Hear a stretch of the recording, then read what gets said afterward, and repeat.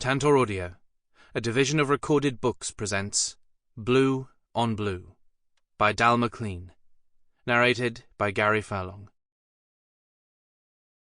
1. There had been a funeral, a coffin carried shoulder high, then a hearse, driven down a cordoned London street between rigid lines of Metropolitan Police Service officers, heads bowed, all clad in No. 1 uniforms. Fitted silver-buttoned tunics and trousers in a navy blue so dark it was almost black, white shirts and black ties or checked cravats, peaked caps, helmets or bowler hats, all according to rank and sex, white gloves. Brian Singer had been an unarmed beat constable who'd tried to shield a woman caught in the crossfire of a gangland drive-by shooting. Wild West London, the media had called it, then forgot about it when the next victim came in. It had been unseasonably bright and sunny all the spring day, totally wrong for a funeral. But now, as dusk drew in, dark grey clouds were piling up on the skyline like dirty cotton wool. Detective Inspector Will Foster slid from the back seat of a black Mercedes saloon into the cool early evening air, reflexively straightening his tie in his peaked cap, tugging down his tunic with his free hand. His white cotton gloves were held in the other. It had already been a very long day.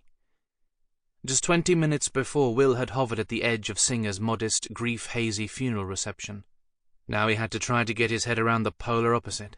A party to celebrate beginnings, held at one of London's most expensive addresses. He stood for a moment, taking in his surroundings, and the architecture enthusiast in him could only be impressed. The whole long, curved terrace of Grosvenor Crescent was faced with white-painted render and limestone. Victorian houses, 5 stories high with metal tree-lined balconies perched on the grand, wide colonnaded porticos, sheltering their front doors. The street breathed history, exclusivity, money.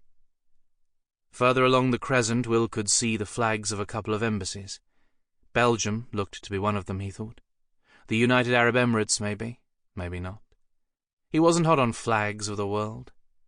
A small knot of men and a couple of women were leaning, smoking against a silver people carrier parked about 20 feet along the road, and watching the murk with too much interest. But the large open camera bags at their feet explained that.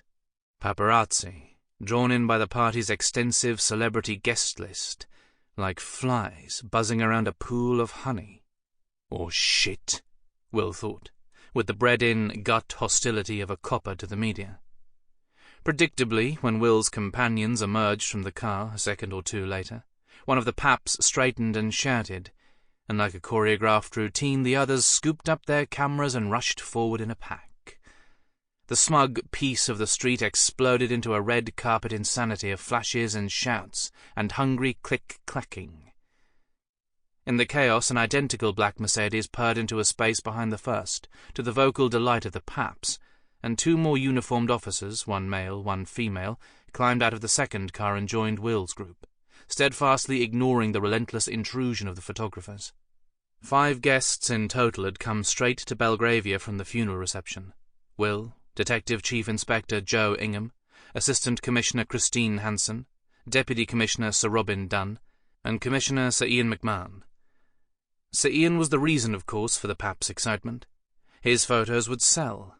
Will just wished he didn't have to be part of the background set dressing. "Right," Sir Ian said with a grin so brilliant it had to be for the benefit of the cameras. "We're all here. Everyone look happy." Hanson, Sir Robin, and Ingham grinned on cue as the cameras flashed. Will didn't. "This is excellent PR for the Met, you know, for our inclusivity drive." Sir Ian's unnatural grin melted into genuine wry mischief. "Well, apart from the billionaire bit, that's not quite so inclusive." Will at last felt able to smile cynically back. It wasn't every day, after all, that the gay policeman's son of a vastly powerful and globally connected oil magnate got engaged. But they all knew that the billionaire bit, rather than the inclusivity bit, was the real reason why the top brass of the MPS had opted to attend the celebration of a lowly detective inspector. James Henderson was Sir Magnus Henderson's son and heir. That was the crucial fact. "Okay, let's go in." Sir Ian set off, tall and straight-backed, across the street, and Will and his fellow officers followed like a pack of obedient Labradors. All of the residents on the wide, curved street were predictably splendid, but the townhouse they headed for stood out in the smooth elegance of the terrace as a centre of celebration. Strings of white fairy lights festooned the immaculately manicured topiary that flanked the front door, and every huge multi-paned window for 3 floors was lit up and glowing gold in the gathering gloom. Sounds of music and gaiety became more and more audible the closer they got. Finally they gathered on the front steps, like 5 black crows. If this were a fairy tale, Will thought idly, they'd be the harbingers of doom. As it was, they were just late. Sir Ian rang the bell. Will always thought Sir Ian looked as if he'd been picked by an unimaginative casting agent for the job of good guy in charge. He was in his late 40s, tall, lean and sternly good-looking, with good-humoured, shrewd brown eyes and a face that seemed too young for his short silver hair. He had a superlative record as a serving police officer who'd risen through the ranks, and in his 3 years as commissioner he'd built a quasi-celebrity persona in the press as the people's policeman, listening to the concerns of ordinary Londoners even as he lived a gilded life with a high-powered politician wife. Will used to be of the opinion that their PR people deserved every penny they got polishing that turd, until a close member of his own team had been killed in the line of duty, and Sir Ian had given the eulogy. Will had needed to hear every well-judged, understanding, compassionate word. He'd become an admirer after that. Sir Ian may be glitzy, but that was a public facade, a mask he wore. He had substance, and he was a copper through and through. Sir Ian turned as they waited, and gave another wide, white smile for the paps. "All right? You all look great." The door opened before anyone had to answer. A woman stood in the doorway regarding them without any expression, a wicked witch for the fairy tale on cue. Certainly, jollity appeared alien to her, and her appearance was on the edge of parody. Black dress, high-necked and long-sleeved ugly shoes, dark greying hair pulled back into a severe bun. Sir Ian introduced them, although their police uniforms should have given a clue. "I am Mrs. Morris, Sir Magnus's housekeeper," the woman said when he finished. "You'll find most of the guests are in the ballroom on the first floor, to the right." She began to gather their hats and gloves. Sir Ian turned to give them all the benefit of another bracing smile. "The ballroom, then. Let's mingle." He strode off toward a wide stone imperial staircase that dominated the back of the hall, and began to trot up the steps. Sir Robin and Hanson followed obediently again after him. Ingham didn't move. She glanced down at her uniform and sighed. "Really looking forward to mingling with the elite, dressed like I'm ready to lift them." Will grimaced in agreement. The original plan had been for the senior officers representing the South Kensington murder investigation team at the funeral to go back to the station after the reception to change into their party clothes. Until midnight, the South Ken unit was still on its duty week and would be required to take on any new murder cases in West London. And since Will was the senior investigating officer on call, he'd volunteered to drive. But they hadn't reckoned on the people's policeman deciding to offer them all a lift to Sir Magnus's house in his own and Sir Robin's chauffeur-driven cars. Will would have sidled out of it, but Hanson's urgent eye contact had made it clear that no one who valued the prospect of future advancement could refuse Sir Ian's gestures of largesse to the minions. So no chance to stop off to change into civvies. Sir Ian was a notoriously teetotal fitness enthusiast, so perhaps it hadn't occurred to him that none of them were allowed to drink alcohol in uniform. Or perhaps he didn't care. Ingham looked around the huge hallway with its grand whitewashed columns, its lofty ceiling and gorgeous black and white tiled floor. "To think Jamie wanted a tray of sandwiches at the pub," she remarked. "You know his dad wants to book Kensington Palace for the wedding." Will glanced at her. But Jamie said it'd be vulgar. Ingham snorted. She was a tough, shrewdly intelligent half-Jamaican woman from Essex, roughly 5'3", somewhere in her 40s, and known to the South Ken unit she headed as herself. But she looked unfamiliar in her uniform. Her bouncy dark corkscrew ringlets had been pulled back into a ruthless bun, and her pale brown skin looked subtly darker against the white of her collar. She seemed older, a figure of authority. "Come on, D.I. Foster." She nodded at the staircase, with the rueful remains of her smile. "Through the looking-glass we go." They walked side by side up the carpeted stone stairs, until the staircase divided into more steps, leading to 2 opposite landings. But they didn't need the housekeeper's instructions to know which direction to go. The cacophony of celebration emanated from one of the doorways on the landing to the right. The ballroom that Will and Ingham entered was enormous, full to bursting with glamorous people dressed in bright evening clothes. From somewhere, a string quartet was playing something discreet. The walls were pale and trimmed with elegant gilt detail, the floor a glowing golden-brown parquet. The room was lit by cleverly placed wall sconces and enormous glittering chandeliers, reflecting off 3 huge uncurtained windows in the far wall. Will and Ingham stood just inside the door, taking stock of the sheer grandeur on display. And as they did, a few partygoers glanced at them, fixed on them, then looked pointedly away. It felt exactly as Will had expected it to feel, like turning up in fancy dress to the wrong party. Maybe the guests thought it was a raid, or that they were strippers.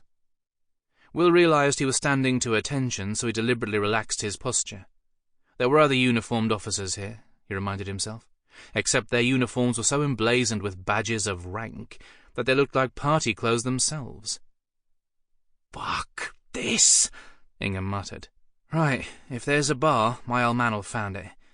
She gestured toward the heart of the crowd. "Coming? I'll stand you a lemonade." But Will shook his head. "Think I'll hang on here for a bit, boss. Get my bearings." Ingham considered him for a moment, as if she understood the fragility of his mood. "Don't let it get to you." Her voice was soft. "Remember, it's a celebration." She held Will's eyes, then turned and threaded her way through knots of chattering people, until the crowd swallowed her up. Will clenched his jaw and moved along the side of the room until he reached a colonnade to lean against. She was right. He was wallowing. It had been the shock of familiarity, that was all. A brutal sensory echo of the last time Will had put on this uniform, to attend the funeral of his own sergeant. Sanjay's family had asked Will to be a pallbearer. "Ready to lift?" Lift! The heavy weight of his friend in that oak box. Treacherous memories had ambushed him all day, one after the other, exquisitely sharp as slivered glass sliding into his flesh. Sanjay had been driven, in accordance with Hindu custom, past important places he'd known in his life, on the way to the crematorium, and Will and the others from his team had gone on ahead to the police station to await for the cortege to pass them. They'd lined up outside, dressed in their number ones, members of the public gathered all along the other side of the road, waiting too, with that same eerie communal almost silence, broken only by the odd sniff, a cough, now and then quiet sobbing. Bowed heads, best uniforms, white gloves. Another good man whose life had ended so some gangster scumbag could make a point. A familiar lump of emotion had lodged in his throat most of the day. Rage, guilt, impotence. It was hard to swallow round it. Will shifted restlessly against the pillar. He needed to retrench, and he needed to stop thinking about it. He'd got a second chance in the Met. He couldn't let the past throw him like this. He forced himself to focus instead on the buoyant crowd in front of him, until the individuals in it became real. He made himself take them in. Will came from an average background himself. His father worked for British Telecom. His second-generation British-Italian mother was a secretary in the National Health Service. He'd been lucky enough to live near a good state school, got to uni, and worked to help support himself all the way through. This kind of environment, James's natural habitat, was another country altogether. He'd always thought that truly wealthy and successful people were a breed apart. They wore their own uniforms, There was a tanned sleekness about the men, whatever their girth, while the women were uniformly slender and groomed, all in fitted dresses to set off their glossy hair and gym-honed bodies. He idly ticked off faces he recognized: top business people, the odd politician, a number of A and B-list celebrities, all friends and acquaintances of James's dad, who was apparently a believer in taking advantage of all available networking opportunities, including his gay son's engagement party. Then, across the room, Will spotted a couple of people he knew in real life. His old friend and one-time fuck-buddy Mark Nemo, a criminal solicitor with the instincts of a starving shark, was standing beside his boyfriend, Pez Brownlee, tall, slim, dark-haired, painfully on-trend. Not Will's friend, really. Something more complex and antagonistic than that. Pez looked thrilled to be regaling a very recognizable celebrity who gave every appearance of enjoying it. But, Will thought meanly, the man was an actor. "You're scowling." A glass of clear, fizzing liquid was thrust in front of Will's nose. Sparkling water, sadly. Will fumbled to take the glass as Christine Hansen moved to stand at his side, so they were both positioned to monitor the party. Will muttered his thanks and threw her a cautious, side-eyed glance. Hansen was in her mid-40s, medium height, athletically fit and tanned. Her cropped platinum hair stood out spectacularly against the severity of her dark uniform, though compared with Will's jacket, hers was almost gaudy. He just had 2 inspector's silver stars, pips, on his epaulets. Hansen's uniform was embellished with oak leaves and crown insignia on her shoulders, red gorget patches on the collar. A multicolored ribbon sat on one side of her chest. Her name and rank was embroidered on the other. The whole effect spoke of importance and authority. "You look good in the uniform," Hansen remarked, as if she'd read his mind. She nodded toward the crowd. "I'd say more than a few of them are hoping you'll read them their rights sometime tonight." Will looked, despite himself, into the milling people in front of them, catching the fascinated eyes of a tall, auburn-haired man who held his stare just too long, before he smiled and turned back to his companion. "Thank you, Mum," Will said stiffly. "You look very smart yourself." Hansen's laugh sounded genuinely amused. For as long as Will had known her, she'd worn pale pink frosted lipstick. It wasn't fashionable, Will gathered, but it suited her perfectly somehow. It tasted of artificial strawberries. Will straightened uncomfortably, pulling away from the colonnade. "Ian's on the other side of the room, you know," Hansen said. "You can loosen your stays." She took a sip of her drink. "We haven't spoken for a long time, outside of work." Will held his poker face. This was a social gathering. It was appropriate to say what he wanted to say to her here, outside an operational setting. But he was aware his heartbeat had elevated. "I haven't had the chance to tell you I appreciate what you did, Mum." He sounded stilted and awkward even to himself. She turned her head to study him again. "Talking me into reapplying. Letting me choose South Ken." Hansen regarded him without expression. "Will, we're so understaffed I could have got next door's Yorkshire Terrier in." Will snorted, relieved that she hadn't picked up his earnestness. But then her expression softened. "I meant all I said at the time, though. You were born to be a copper. You never let anything get in your way." Despite Will's best efforts, heat flooded his face. He was mortifyingly sure that his flush of pleasure was visible even on his olive skin. Her approval still meant something. It meant a lot. "It was a mistake to let you go in the first place," Hansen added quietly. "I quit," Will said. "No one could have talked me out of it." Hansen shrugged. "So, how you fitting in?" The crowd shifted in front of them, and by serendipity a little tableau presented itself. Ingham and her husband talking with James's father, the tall, sternly handsome Sir Magnus Henderson, a take-no-prisoners global businessman, a celebrity, a knight of the realm. But together the three of them looked comfortable. "It's a bit like a family," he said, "that I'm not really part of." His reputation from his first stint at the Met had gone before him, so he'd been welcomed into the unit with respect. He had a burgeoning friendship with James Henderson. He'd even got to transfer in his own former sergeant, Des Salt.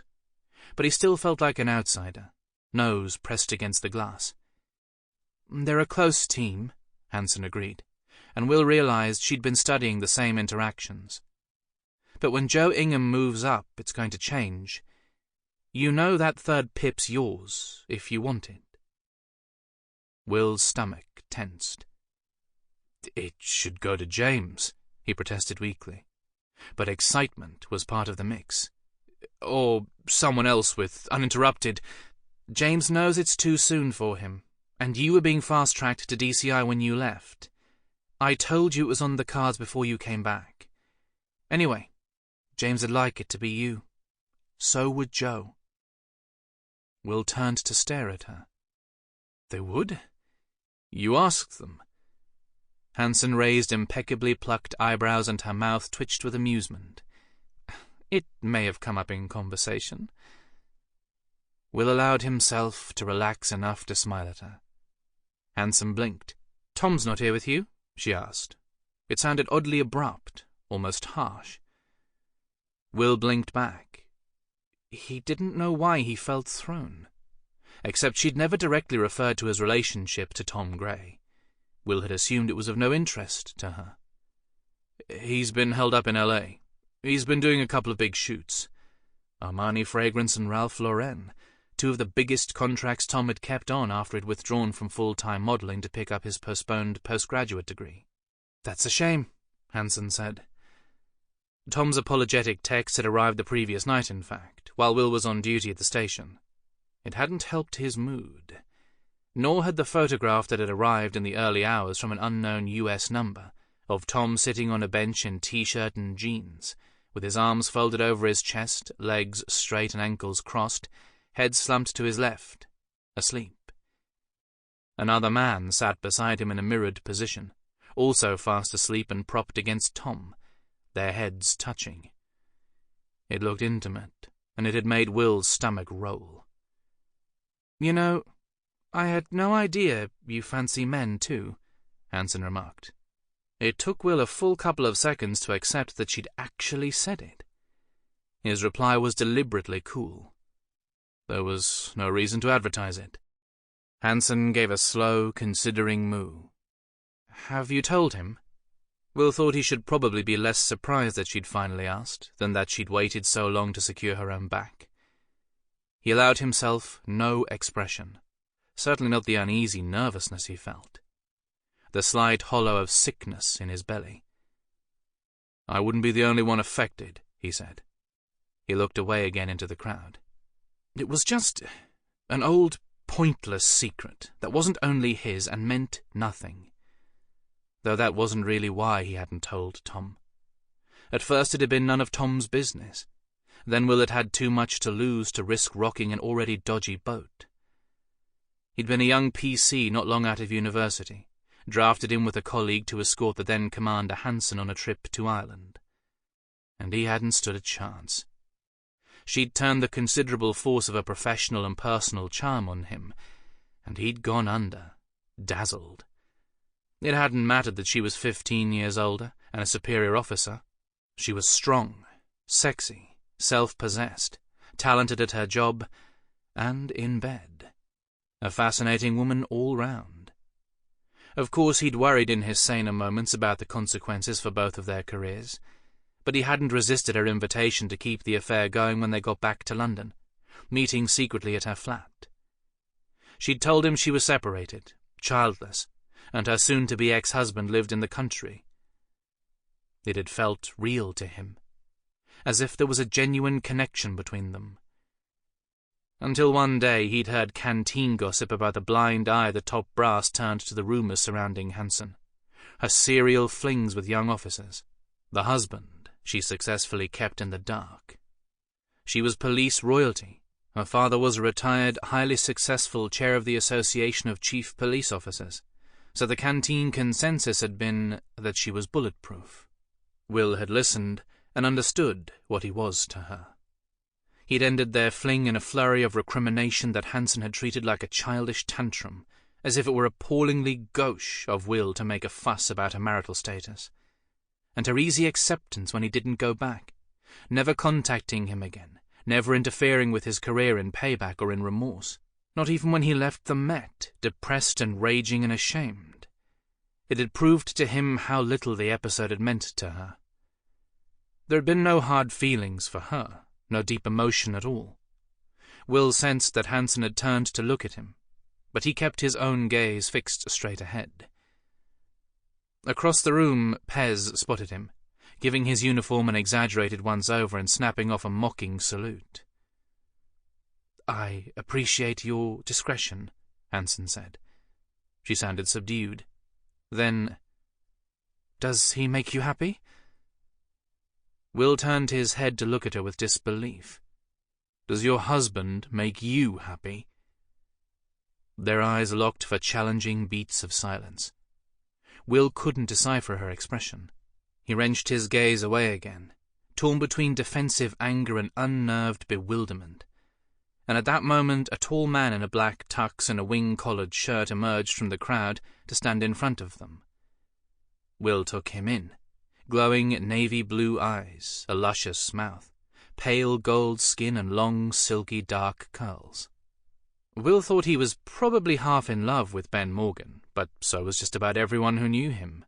"Fucking hell!" Ben exclaimed. "Please tell me Jamie has a uniform like that." Will didn't get a word out before he was yanked into a powerful hug. He hugged back just as hard, beyond relieved that unnerving conversation with Hansen had been interrupted. When they broke apart, Will grinned. "Congratulations. Sorry I missed the speeches." "Be glad," Ben beamed. "And you had more important things to do. Honestly, Will, you look incredible in that." Then he obviously noticed Hansen, also in uniform, and without missing a beat he added, "And so do you." Will suppressed a snort of amusement. "AC Christine Hansen, Ben Morgan. It's his party, too." Hansen tilted her head. "Ben Morgan?" She sounded almost fascinated, as if she'd suddenly been confronted by a rare species. And at the same moment Ben seemed to properly take her in too, and to register her badges of rank.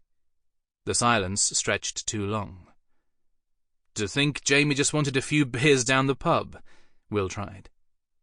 Ben visibly forced his focus back to him, and that disconnect was unnerving, because Ben was one of the most effortlessly charming and socially relaxed people that Will had ever met.